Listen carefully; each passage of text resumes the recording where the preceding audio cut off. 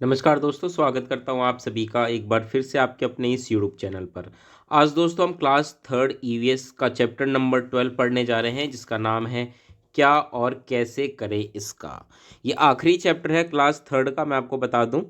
और अब total 12 chapter ही हैं क्लास थर्ड की ईवीएस में, और ये चैप्टर थोड़ा महत्वपूर्ण है। कुछ एग्ज़ाम पॉइंट ऑफ व्यू से चीज़ें हैं इसमें, जिसको कि मैं आपको बताऊंगा वीडियो के दौरान ही। और वीडियो को आप पूरा देखिएगा, साथ के साथ हम समझेंगे कि इसमें किस बात पर अधिक जोर दी गई है। मुख्य रूप से आप समझ भी गए होंगे, जिस प्रकार से तस्वीरें यहाँ नज़र आ रही हैं। यहाँ पे एक तरीके से कचरा, उसके प्रबंधन, उसके मैनेजमेंट की बात की गई है, और कैसे हम कचरे का निपटारा कर सकते हैं, उसको हम कैसे कम कर सकते हैं। बच्चों को थोड़ा सा हमें इसके बारे में एक समझ देनी है। चलिए वीडियो की शुरुआत करते हैं, और शुरुआत में ही सबसे महत्वपूर्ण बात दे रखी है राष्ट्रीय स्वच्छता दिवस। ठीक है, और ध्यान रखिएगा राष्ट्रीय स्वच्छता दिवस 30 जनवरी को मनाया जाता है। यहाँ पे वैसे लिखा भी है 30 जनवरी। 30 जनवरी को महात्मा गांधी की पुण्यतिथि होती है, तो इस दौरान राष्ट्रीय स्वच्छता दिवस मनाया जाता है। और एक और है स्वच्छ भारत मिशन। तो स्वच्छ भारत मिशन की जब बात होगी तो इसको याद रखिएगा 2 अक्टूबर आएगा, जो गांधी जी का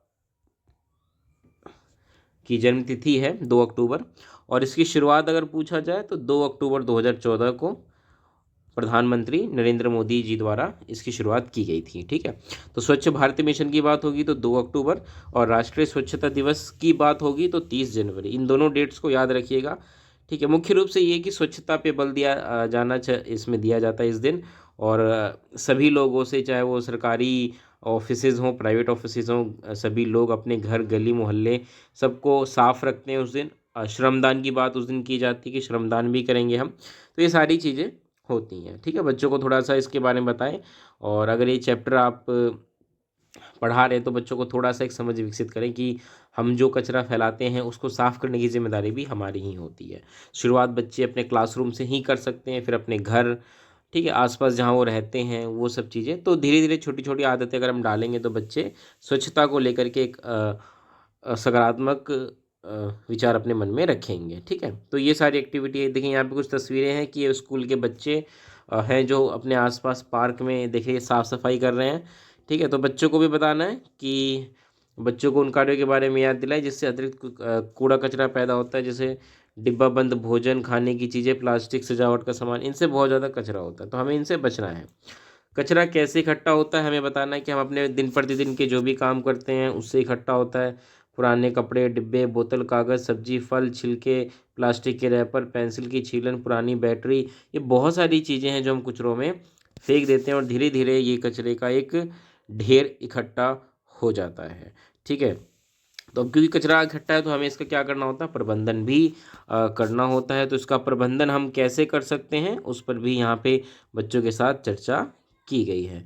तो कचरा प्रबंधन के कई तरीके होते हैं। कुछ लोग तो वैसे कचरे को जला देते हैं, देखिए तस्वीर भी देख सकते हैं।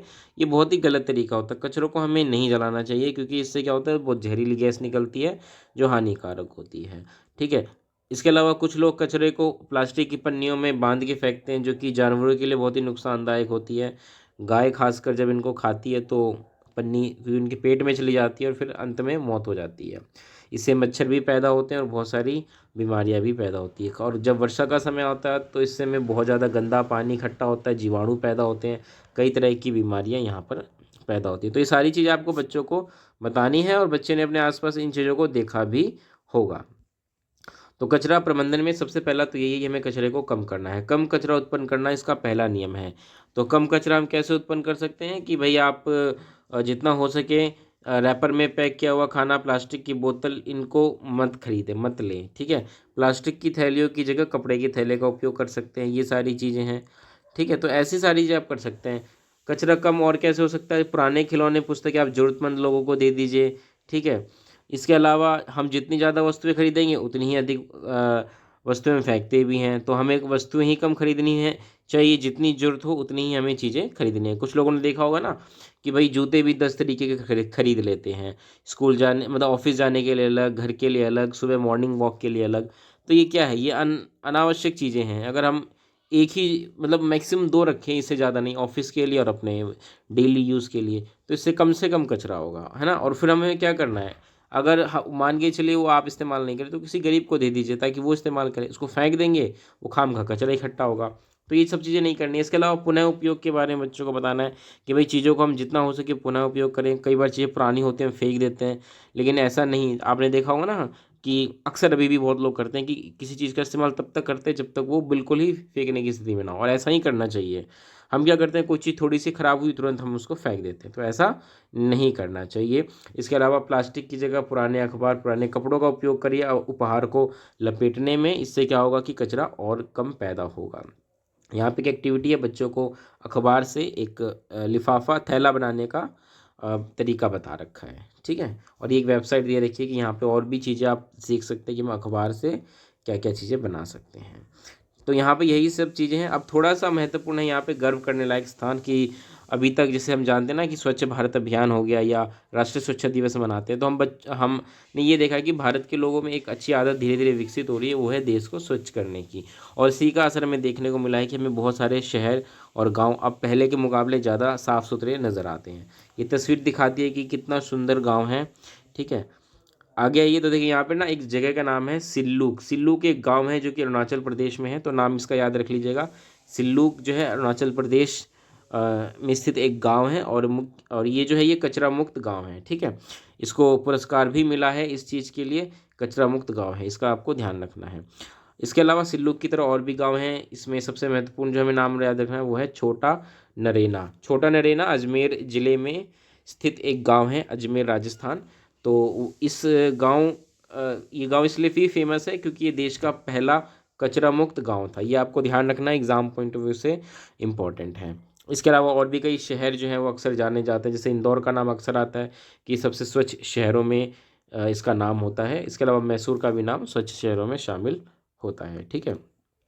अब थोड़ा सा बता रखा है कि कचरों को अलग करना, वही नीला और हरा जो डब्बा होता है, डस्टबिन या कूड़ेदान जिसको हम कहते हैं। हरे में तो जनरली उन कूड़ों को रखा जाता है जो कि आसानी से नष्ट हो सकती हैं प्रकृति के द्वारा ही, है ना, जिसको कि हम कह सकते हैं बायोग्रेडेबल, है ना, बायोडिग्रेडेबल बोल सकते हैं। इसके अलावा नॉन बायोडिग्रेडेबल वो होते हैं जो कि नीले में जाते हैं, मतलब वो प्रकृति द्वारा नष्ट नहीं हो पाएंगे। जैसे कि अगर मैं बात करूँ तो हरे कूड़ेदान में जैसे सूखी पत्तियाँ, टहनियाँ, टुकड़े, टहनियों के टुकड़े, फल सब्जी के छिलके, अंडे के छिलके, मतलब रसोई से निकलने वाला अधिकतर कचरा इसमें आता है। वहीं नीले कूड़ेदान में हम बात करें तो इसमें जैसे धातु, कांच, प्लास्टिक, कागज़, ये आसानी से प्रकृति में विघटित नहीं होते हैं, ठीक है। तो ये सारे किस में जाएंगे, नीले डस्टबिन में जाएंगे। यहाँ पे तस्वीरें देखिए, ये भी बता रखा है कि भाई क्या क्या चीज़ इसमें आ सकती हैं, ठीक है। तो अब बच्चों के लिए एक्टिविटी है, एक दो डस्टबिन दे दिए हैं, यहाँ पे कुछ सामान दे दिए हैं। इस सामान के अलावा भी बच्चे अपने आसपास की चीज़ों को देखेंगे और तय करेंगे कि कौन सा कूड़ा किस में जाएगा, हरे डस्टबिन में या नीले डस्टबिन में। इसके अलावा बच्चों में एक समझ विकसित करनी है कि जब भी कोई टूटी हुई कांच की वस्तु या सुई अगर हो तो उसको कपड़े या कागज़ में लपेट कर फेंका जाना चाहिए, जिससे कि जो सफाई कर्मचारी होते हैं उनको कोई हानि ना पहुंचे, ठीक है। तो ये बहुत अच्छी बात है, बच्चों में थोड़ी सी संवेदना भी इससे विकसित होगी उन लोगों के प्रति। तो मुख्य रूप से इस चैप्टर में यही था जो मैंने आपको बताया। इसमें दो तीन महत्वपूर्ण बातें थी, वो भी हमने चर्चा कर ली एग्जाम पॉइंट ऑफ व्यू से। इसी के साथ ये चैप्टर समाप्त होता है और साथ के साथ क्लास थर्ड की एनसीईआरटी हमारी कंप्लीट होती है। तो इस तरीके से हमने क्लास थर्ड की एनसीईआरटी कंप्लीट कर ली है। अब हम अगली वीडियो में क्लास फोर्थ एनसीईआरटी के सभी चैप्टर्स को एक एक करके पढ़ेंगे। तो वीडियो में चैनल पर बने रहिए, इस वीडियो को लाइक करिए, चैनल को सब्सक्राइब करिए, वीडियो को शेयर करिए। मिलते हैं अगली वीडियो में, तब तक के लिए नमस्कार, धन्यवाद।